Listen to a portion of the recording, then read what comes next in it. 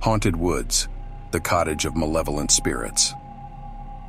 I couldn't believe our luck when we found the perfect house.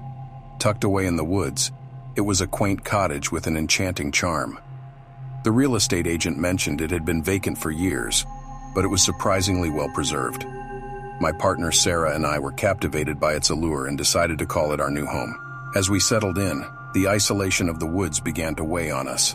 The nights were eerily quiet, and the darkness outside seemed impenetrable. Inside the house, strange noises echoed through the halls.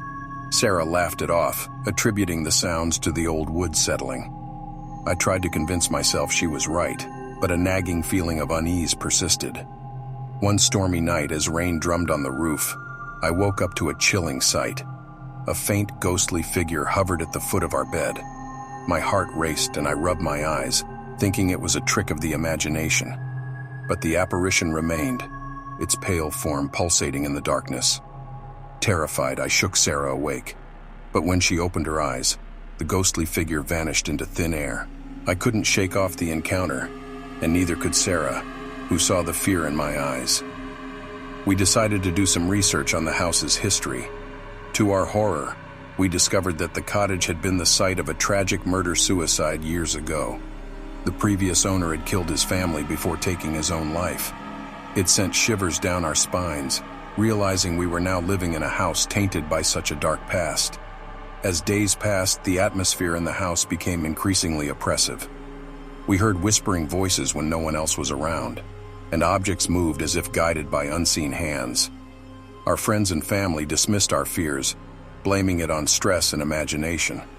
But Sarah and I knew something malevolent lurked within the walls. Sarah's behavior started to change, and she became obsessed with the house's history. She spent hours in the attic, poring over old newspapers and documents. Her once joyful demeanor gave way to a somber, distant aura. I feared the house's dark energy was seeping into her soul. One night, as a thick fog enveloped the woods, I awoke to find Sarah standing by the window, staring into the darkness. Her eyes were vacant and her movements were robotic. She mumbled incoherently, as if possessed by some unknown force. I reached out to touch her, but she turned, her face contorted in a sinister grin. Terrified, I contacted a paranormal investigator to help us understand the evil that plagued our home. The investigator delved into the house's past, unearthing even more horrifying details. It turned out that the spirit of the previous owner had not left. He was trapped in the house, feeding off the fear of its inhabitants.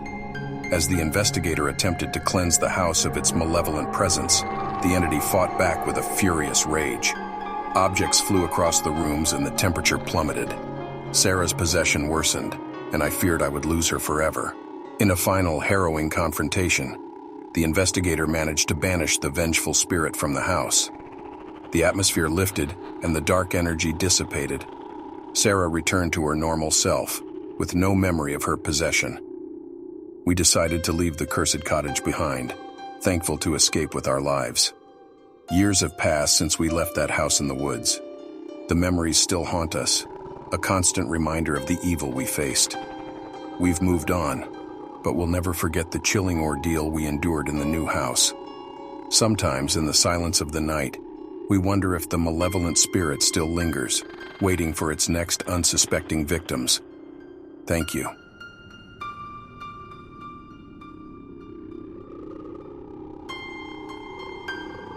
Echoes of the Victorian house. I couldn't believe our luck when we stumbled upon the old Victorian house in the quiet outskirts of town. It stood tall, wrapped in ivy, and exuded an eerie charm that sent shivers down my spine. My partner Alex and I were drawn to its mystery, and despite its age, we decided to make it our new home. From the moment we moved in, strange occurrences plagued our lives. The creaking floorboards in the dead of night seemed like whispers from a forgotten past. Objects would inexplicably move, and we often caught fleeting shadows out of the corner of our eyes. I attributed it to the house's age and dismissed my growing unease. One night, while Alex was away on a business trip, the strangeness escalated. As I lay in bed, the air felt thick and suffocating. The walls seemed to close in around me, and a sense of dread filled my heart. I tried to shake off the feeling, but then I heard it. A faint whisper, almost like a lament, echoing through the halls. My pulse quickened, and I realized I wasn't alone. Over the next few weeks, my sleep became restless. Vivid nightmares tormented me, featuring a ghostly figure wandering the house, searching for something or someone. The line between dream and reality blurred, and I found myself questioning my sanity.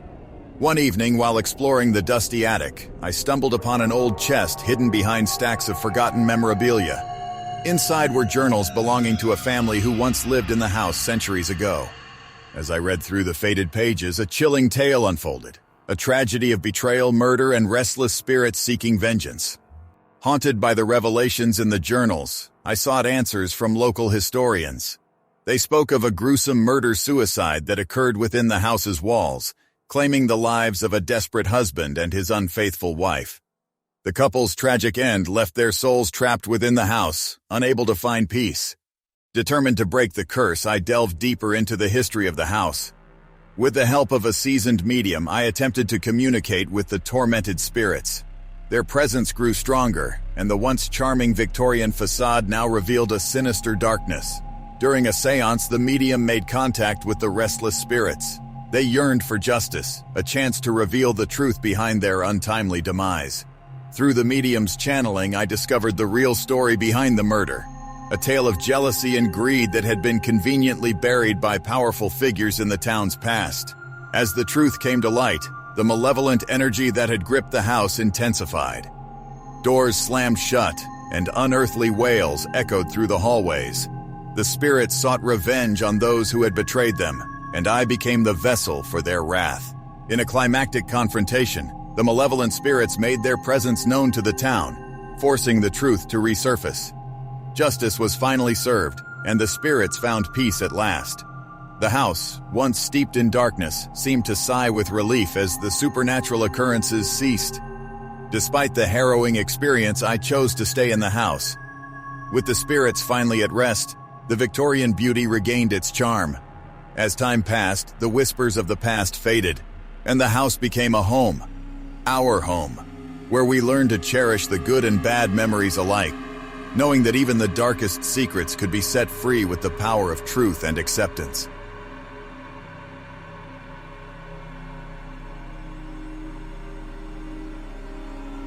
Lost Souls of Hillcrest Mansion. I couldn't believe our luck when we inherited the old mansion from a distant relative. It stood atop a hill, overlooking the town with an imposing presence. The moment we stepped inside, I felt a chilling breeze, even though the windows were tightly shut. Despite the eerie atmosphere, my excitement over owning such a grand house overshadowed any sense of unease. As we settled into our new home, peculiar things began to happen. The walls seemed to whisper secrets from centuries past, and the floorboards creaked under unseen footsteps. One night I heard faint music drifting through the corridors, but when I followed the sound, it vanished into thin air. My partner, Emily, dismissed it as my imagination, but I couldn't shake the feeling that we were not alone in the mansion. The mansion's history was shrouded in mystery, and the locals spoke in hushed tones about its dark past. They mentioned a tragic fire that claimed the lives of a wealthy family who had once lived there. Some even claimed to have seen ghostly apparitions wandering the halls.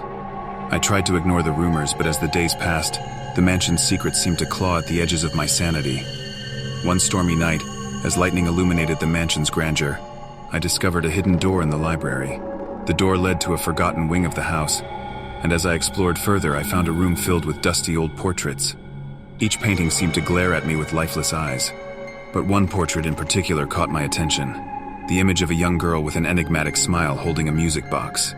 From that night on, the mansion's atmosphere shifted.